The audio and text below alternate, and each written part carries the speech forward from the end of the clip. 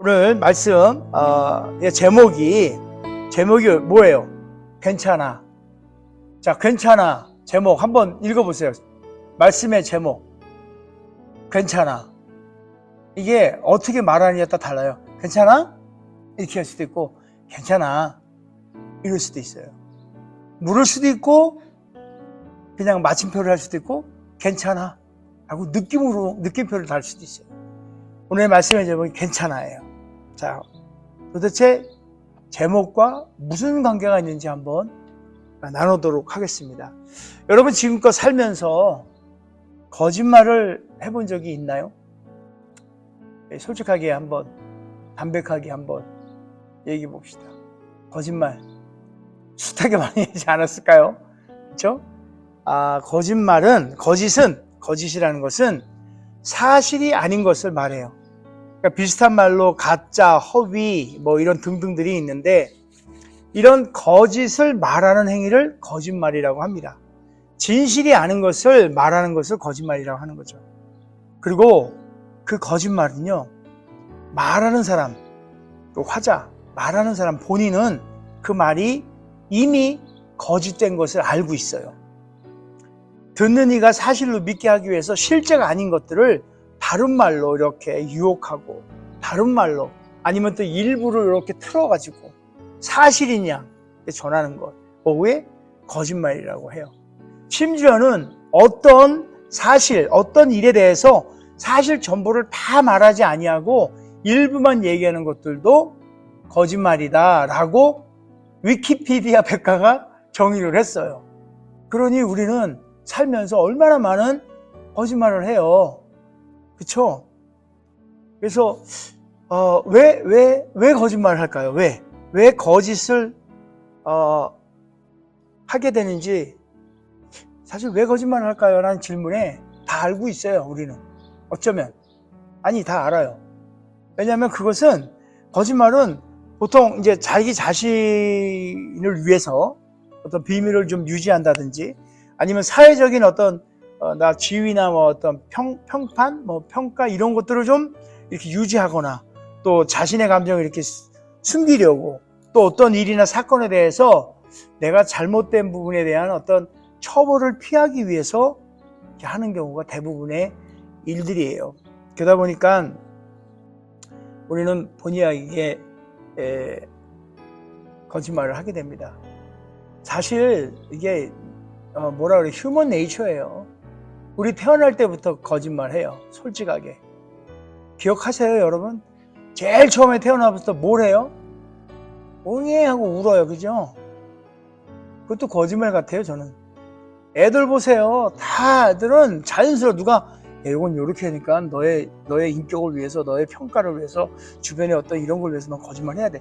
이런 거 가르쳐준 사람 없어요. 근데 애들은 그냥 자연스러워요. 자기 보호 때문에 그래요. 거짓말 우리는 정말 수시로 이렇게 많이 하며 살고 있는 생각이 듭니다. 그런데 이 거짓말이 나쁜 건가요? 여러분 어떻게 생각하세요? 이유가 어쨌든 거짓말은 나쁘다고 우리는 배웠어요. 참과 거짓을 놓고 참은 선이고 거짓은 악이라고, 이렇게 우리는 이분법으로 이렇게 나누고 말과 행동에 대해서 우리가 평가를 내립니다. 자, 그렇다면 성경은 과연 무엇라 할까요? 성경은 오늘 한번 보면은 잠언서 12장 22절의 말씀을 보면요, 이렇게 기록되어 있어요. 주님은 거짓말하는 입술은 미워하신대요. 거짓말을 미워하신다는 거죠. 그죠? 신뢰할 수 있는 사람은 대신에 기뻐한다. 그러니까 거짓말을 하지 아니하고 진실되 이 신뢰하는 사람은 기뻐하신다고 명시되어 있어요. 거짓말에는 하나님의 어떤 그 생각, 하나님의 마음, 그리고 인간관계, 공동체 내에서 정직이라는 신뢰라는 것이 굉장히 중요하다는 것을 아마 강조하시는 말씀 같아요. 마찬가지로 출애굽기 20장 16절을 보면요, 출애굽기 20장 16절 한번 보세요.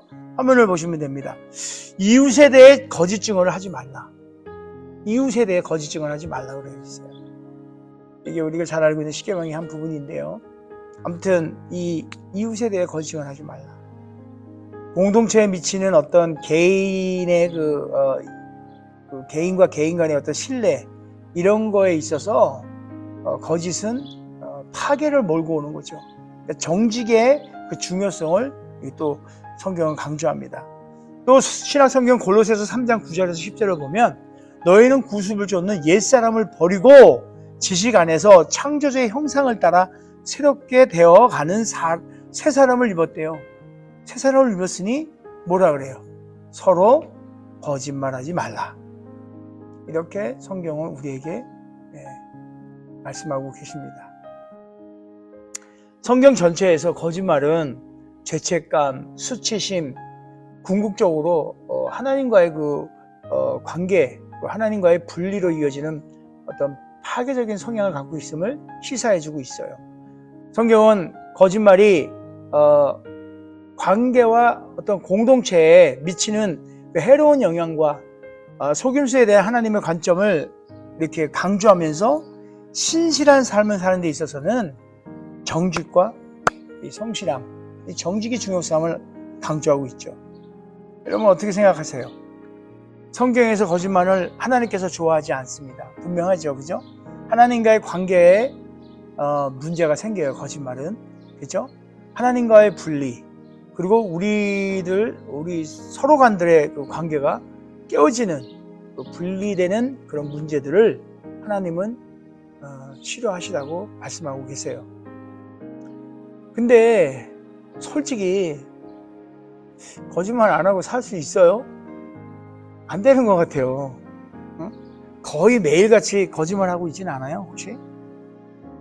그리고 거짓말이 정말 나쁘기만 할까요? 선한 의도로 할 수 있지 않아요? 선한 의도로. 잠시의 거짓말로 우리가 깨어질 수밖에 없는 그 어떤 관계를 그냥 이렇게 다시금 붙잡아주고 유지할 수 있지는 않을까요? 스스로 한번 생각해 보세요. 그동안의 삶 가운데서 내가 이 정도는 좀 선의의 거짓말 하지 않았을까? 이런 걸 한번 생각해 보세요. 현실적으로 악의를 갖고 하는 거짓말이나 또 상황을 모면하기 위해 거짓말은 분명 관계에 어떤 문제를 일으키는 건 맞아요.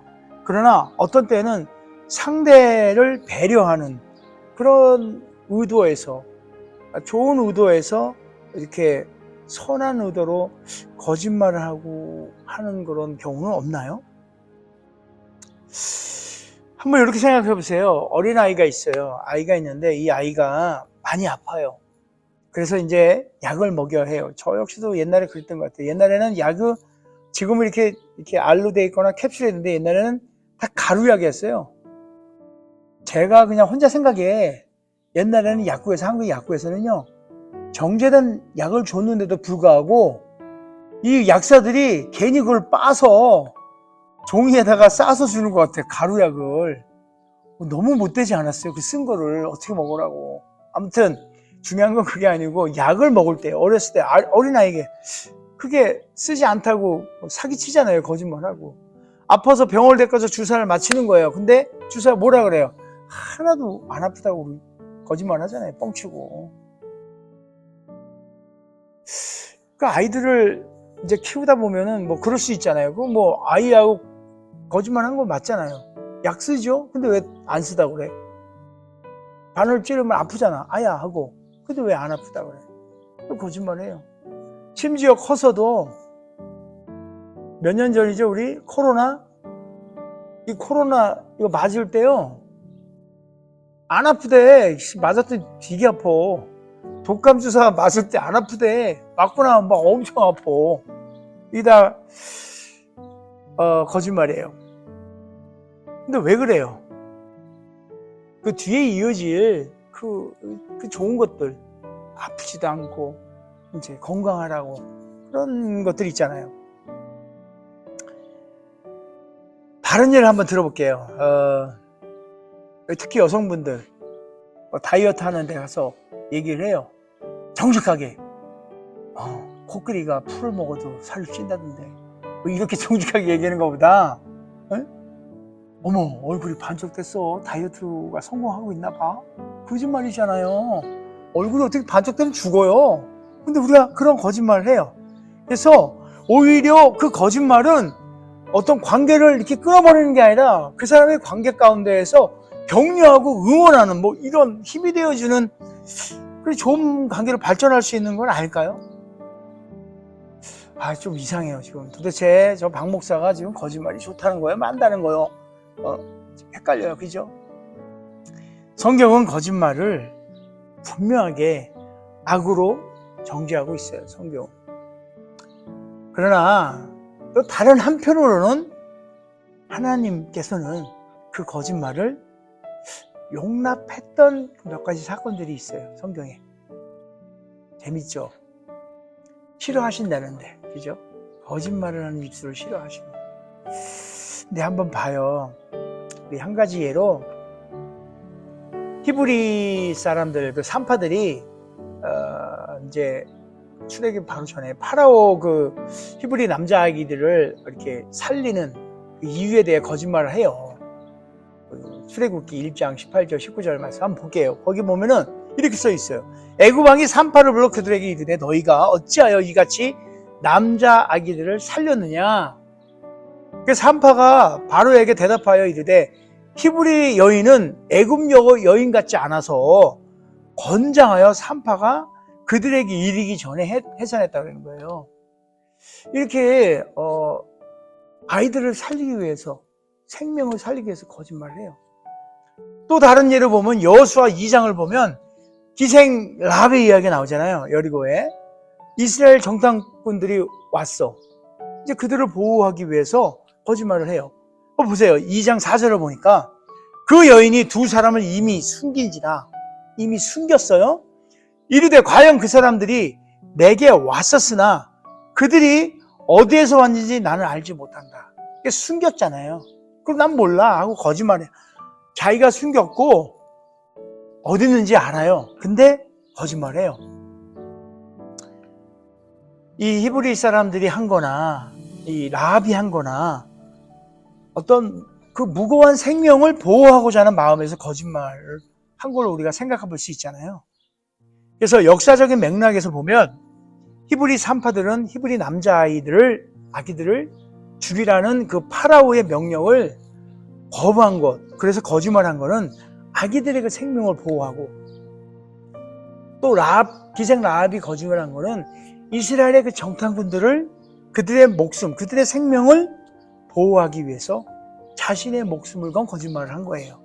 생명 보호를 매우 중요시 여겼던 당시의 그 문화, 그러한 어떤 거짓말, 생명 보호의 어떤 가치를 더 소중하게 생각했던 그 거짓말을 하나의 어떤 생명 보호를 지키고자 하는, 생명을 지키고자 하는 어떤 방편으로 여기지 않았을까. 분명 하나님께서 싫어하신다고 하는데도 불구하고 성경의 다른 한편은 이렇게 거짓말이 항상 도덕적으로 잘못되었다고 우리가 생각하는 그 흑백 논리에 어떻게 보면 하나의 또 다른 도전을 우리에게 던져주고 있는 건 아닌가 생각을 해봅니다. 거짓말이 무고한 생명을 보호하기 위해 특정 상황에서 정당화될 수도 있다는 것을 조금 이렇게 시사화하지 않나요? 뭐 그렇다고 해서 악이 아니라 또 다른 뭐 흑백 논리를 펴는 것은 아니에요. 거짓말이 죄가 아닙니다. 뭐 이러지 않습니까? 하는 어떤 그 악유나 이런 걸 하자는 건 아니에요. 다만 도덕적 의사결정에 어떤 좀 더 복잡한, 그리고 우리 행동에 더 넓은 어떤 의미를 좀 고려해서 좀 중요하게 한번 생각해보고 그런 계기가 되어야 되지 않겠나라는 생각을 해보는 거예요. 그래서 이제 조금 더 그 부분에 대해서 좀 확대해서 이렇게 말씀을 드리자면, 성경의 전반적인 가르침에는 연민이라든지 정의라든지 생명 보호와 같은 도덕적 가치의 중요성이 강조되고 있다는 부분이 있다는 것을 생각한다는 그런 말이에요. 그래서 우리 흔히들 하는 말 중에 선의의 거짓말, 그런 말 하죠, 그죠? 그리고 뭐 하얀 거짓말, 세상에 그런 게 어디 있어요? 타인의 감정을 상하게 하지 않고 사회적인 어떤 질서 안에서 이렇게 조화롭게 그것들을 유지하기 위해서 종종 무해한 거, 해가 되지 않은 것들, 그런 사소한 거짓말들을 가리켜서 우리가 선의의 거짓말이다, 하얀 거짓말이다, 이렇게 얘기들을 합니다. 그 거짓말에 대해서 성경적 관점에서는 모든 형태의 그 거짓말, 속임수 이런 것들은 근본 원칙에 위배되기 때문에 성경은 죄악으로 간주합니다. 하나님께서 그렇게 말씀하셨어요. 그러나 거짓말의 어떤 동기와 그 거짓말에 그 파생되는 잠재적인 어떤 영향은 조금 신중하게 고려해 봐야 될 것 같아요. 성경 곳곳에서 진실함의 중요성을 강조하잖아요. 어려운 상황에서도 우리는 우리 자신의 말과 행동을 하나님이 우리에게 말씀하신 그 진리와 일치시키도록 성경은 권면하며 그 기준을 말씀하고 계세요. 진리의 궁극적인 원천이고 우리의 말과 행동의 기준이 되는 바로 하나님의 성품, 그 하나님의 성품을 근거로 말입니다. 따라서 선의의 거짓말이나 하얀 거짓말은 무해해 보일지는 모르지만 저와 여러분들은 어떤 상황에, 모든 상황에서 진실과 정직을 우선시하도록 우리는 부름을 받은 하나님의 자녀인 것입니다. 거짓말이 죄악이라는 것은 변함이 없어요. 그런데 말이에요, 그 어떤 행동이 이것이 거짓말이고 그래서 죄악이고 이렇게 정죄하거나 판단하거나 하는 우리의 그 정죄권은 우리에게 없다는 건 우리가 알고 있잖아요. 오직 그냥 하나님만 할 수 있는 일이기에 우리는 성경에서 그저 권하는 진실과 정직으로 삶을 살아내야 할 것입니다. 그래서 오늘 제가 우리의 그 어떤 죄악에 대해서, 거짓의 죄악 이런 것들 이야기하고 싶지는 않아요. 사실 죄인인 우리가 더 이상 뭔 얘기를 할 수 있겠어요. 그저 우리는 그냥 기본적으로 죄인이잖아요. 그리고 기본적으로 죄는 죄이기 때문에 무엇이든지 주님 앞에 거저 그냥 우리의 죄를 회개하고 더 이상 그 죄 가운데 있지 않기만을 그냥 기도할 따름입니다. 자, 이 거짓말 사실 참 정말 어떻게 보면은 난제 중에 난제예요. 조금 전까지 잠깐 얘기했던 선의의 거짓말, 하얀 거짓말, 그런 것들도 생각을 해볼 수 있지만 지금 제가 진짜 말씀드리고 싶은 거는 좀 다른 특이한 거짓말이 하나 있어요. 그것을 한번 이야기하고 싶습니다. 살면서 여러분들도 가끔 이런 좀 특이한 이런 거짓말을 할 때가 더러더러 있을 거예요. 분명히.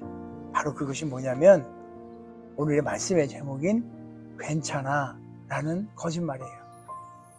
괜찮아는 나 자신에게 하고 또 다른 사람에게도 합니다. 괜찮지 않으면서도 상대를 안심시키기 위해서 괜찮아. 또 나를 내 스스로가 상처받지 않으려고 나에게 괜찮아. 이렇게 하는 거예요. 그 거짓말을 해요. 정말 사는 게 어렵고 진짜 어렵고 딱 죽고 싶을 때 어쩌면 그 어렵고 험한 그 절망 가운데 주저앉아 있는 나를 다시 일어날 수 있도록 마음을 추스리게 하는 말. 괜찮아. 그 말. 괜찮지 않으면서도 그냥 상황에서 벗어나고 싶어서 자기 자신에게 괜찮아 라고 거짓말을 합니다. 괜찮아. 다 잘 될 거야. 이런 거짓말을 여러분들 스스로에게 해본 경험이 없나요? 사실 진짜 괜찮지 않은 게 사실이잖아요. 진실이잖아요. 그런데도 불구하고 우리는 우리 스스로에게 괜찮다라고 거짓말을 해요. 또 우리 아이들에게도 그렇잖아요. 아이들이 하다가 실수하고 어렵고 힘들어하고 낙망하고 있을 때 뭐라 그래요? 괜찮아. 그래. 괜찮아. 괜찮지 않죠, 사실. 그런데 괜찮아 그래요.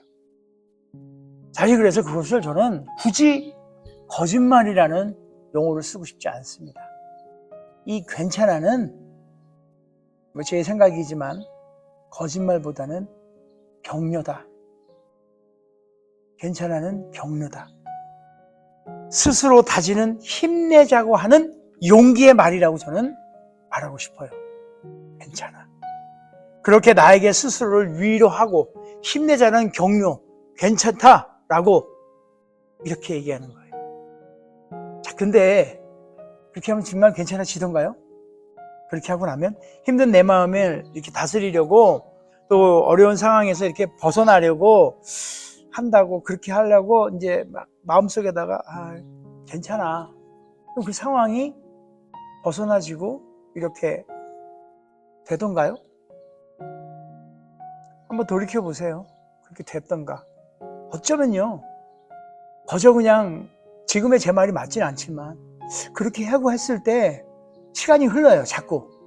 괜찮아 이렇게 이렇게 하다 보면 시간이 흘러요. 어쩌면 그 시간이 흘러서 그냥 자연스럽게 그냥 묻어지지 않나? 이런 거 아닐까요? 그런 상황을 그냥 잊어버리는 거 아닐까요? 우리가 그 어떤 어려운 상황을 우리가 어떻게 해서 그거를 극복해내고 그거를 해결해낸다면 사실 절망 가운데 있을 필요가 없어요. 다 아는데 할 수 있는데. 아니죠. 우리가 괜찮다고 해서 괜찮아지는 거 아니죠. 다 알고 있어요.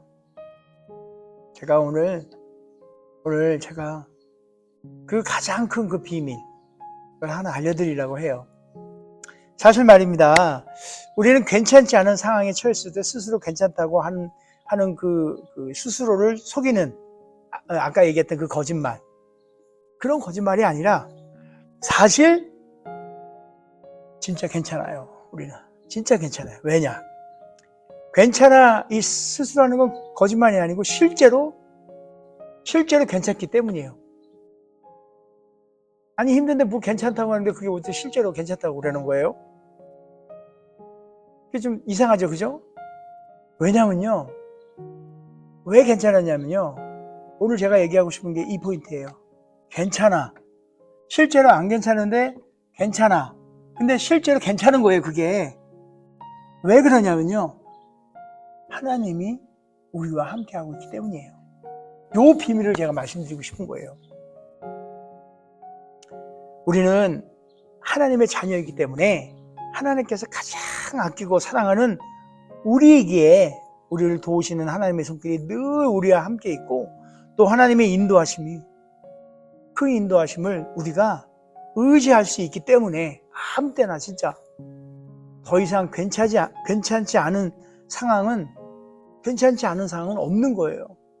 늘 하나님이 함께 하시니까. 단지 우리가 해야 될 일은 그렇다는 거를 믿는 믿음뿐이에요. 중요한 얘기잖아요. 그죠? 오늘 우리가 읽은 본문의 말씀이에요. 고린도 후서 1장 8절. 사도 바울이 정말로 힘들고 괜찮지 않은 그 상황에 처했을 때 그가 고백을 이렇게 합니다. 8절 볼게요. 우리가 아시아에서 당한 환난을 너희가 모르기를 원하지 아니하노. 이게 환난 당했다고 그러잖아요. 그죠? 그리고 힘에 겹도록 심한 고난, 힘에 겹도록 심한 그 고난을 당하는데 어디까지 당하냐면 살 소망이 끊어질 때까지 이런 고통 가운데 있다는 거예요. 이렇게 사도 바울이 고백을 합니다. 얼마나 그 상황이 힘들고 어려웠으면 살 소망이 끊어지는 어떤 사형 선고를 받은 것 같다, 이런 얘기를 해요. 일반적으로 우리가 하는 그런 넋두리가 아니라 자신의 모든 것을 걸고 복음을 전하였던 우리 사도 바울, 그 고백이 얼마나 처절했으면 그런 고백을 할까요? 이렇게 한번 짐작해 보는 거예요. 그런데 이런 절망 가운데, 절망적인 어떤 험하기도 하고 험한 이 상황 속에서 바울은 9절에서 놀라운 또 반전의 고백을 하는 거예요. 보세요. 우리는 우리 자신이 사형 선고를 받은 줄 알았으니, 이 아까 그 절망의 살소망, 산소망, 살기 어렵네. 살소망이 끊어져. 그래서 이 사형 선고와 같은 그런 선고를 받았는 줄 알았는데, 이는 우리로 자기를 의지하지 말고, 아까 그랬잖아요. 내가 괜찮다 아무리 해봐야 소용없다는 거. 자기를 의지하지 말고 오직 죽은 자를 다시 살리는 살소망, 우리가 죽을 것 같은 거예요. 근데 죽은 자까지 살리는 그 하나님만 의지하게 하십니다. 그가 이같이 큰 사망에서 우리를 건지셨고 또 건지실 것이며 이후에도 건지시기를 그에게 바라노라. 환난과 고난으로 살 소망이 끊어지고 사형 선고를 받은 것 같은 상황에 처할 때 자기 자신을 의지하지 말고 오직 하나님만 의지하는 것이 하나님의 뜻임을 사도 바울은 진짜 밝히 보이시고 있어요. 그래서 우리에게 처한 우리가 생각하기에 그 험한 상황, 더 이상 험한 상황도 아니고요. 그 상황에 괜찮다 하는 말이 거짓이 아니에요. 진짜로 괜찮은 거예요. 하나님께서는 우리가 절망 가운데 있기를 원치 않죠. 우리가 그런 곳에 있다 했을 때에는 늘 하나님께서는 우리에게 손을 내밀어 그 손을 붙잡게 하시고,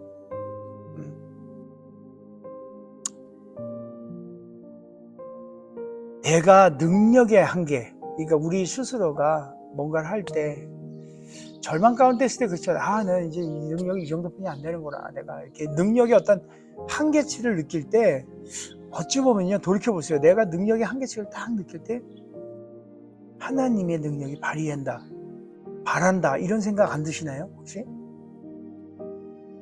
포기하고 절망 가운데 주저앉는 것이 아니라 하나님께서 내민 그 손을 이렇게 잡고 있으면 다시 일어나는 거예요. 성경에 많은 이들이 이런 예가 많아요.